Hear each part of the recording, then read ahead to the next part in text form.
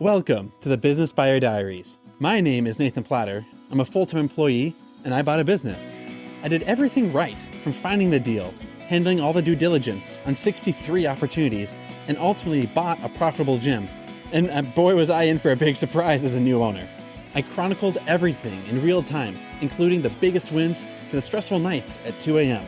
I'm sharing my journey without sugarcoating anything, so you don't make the same mistakes that I did. Here's today's episode. All right, it's a new week. Happy Tuesday. All right, so heard back from the lender.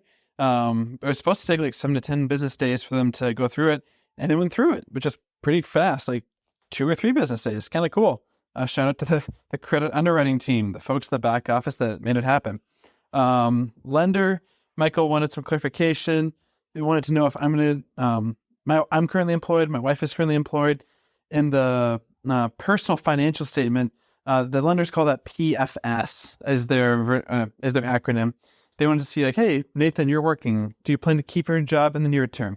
Courtney, you're working. Are you planning to keep your job in the near term? And I think part of that is to make sure that we're an even stronger candidate. The business is very profitable, and so we can totally not have to work, or one of us could leave our jobs and the business could provide for our income, but they just want to fill it out so that it's even stronger on the approval. So I'm pretty confident we'll get a yes, but don't know for sure one way or the other. He also had some follow-ups too, which was kind of surprising. He was asking like, are the current managers going to be staying on staff? 100% yes, absolutely. All 2.5 of them are going to be staying. And when I say half, one of them is a part-time manager. 100%. I am no fool. I'm not letting them go and replacing them.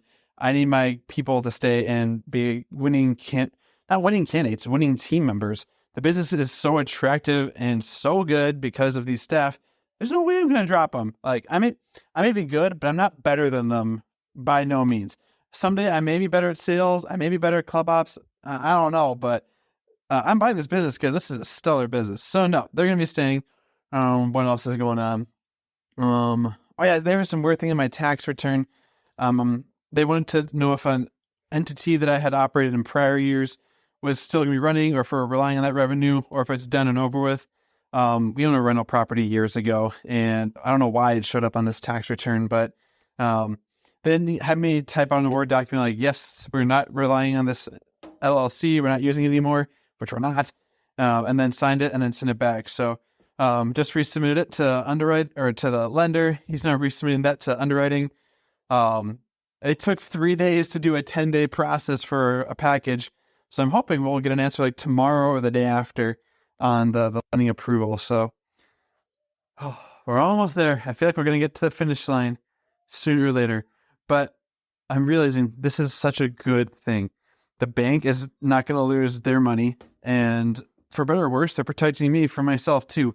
As I'm listening to podcasts about what goes on in the underwriting room, how banks decide these lending decisions, they're putting a lot of money on the line, especially for a small bank. If you're a big bank, it's still little money, but for better or worse, like you have someone who's making sure that you're set up for success. You know, a lot of businesses fail. A lot of them don't make it.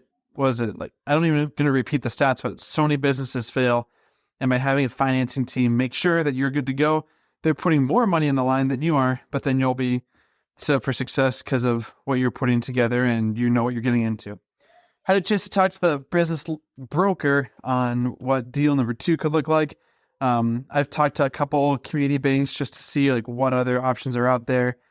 He's done some networking as well, but we both agreed. Well, he was more directing me to make sure I was working on the right stuff.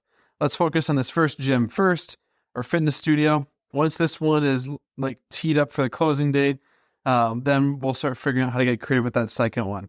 My wife and I combined, in my mind, it's not a whole lot, but for a lot of folks, it may be a lot. We have a decent amount in our 401ks that we could use for a down payment. So I'm back and forth. This is what will be interesting. We could either liquidate and use those funds for the business purchase, or we could use what's called a ROBS.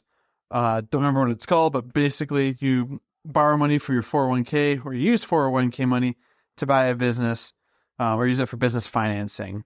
And that's something to consider as well. I want to make sure that I understand what both situations would entail, because these businesses are kind of our retirement plan. I want to say kind of, I'm just coming to grips with the idea. So if using retirement funds to buy a business means we can't like pay ourselves a salary or pull money out like normal, then maybe it's not so appealing. But if we can treat it like a normal business, but like salaries, dividends, paying ourselves like annual bonuses or whatever that would look like.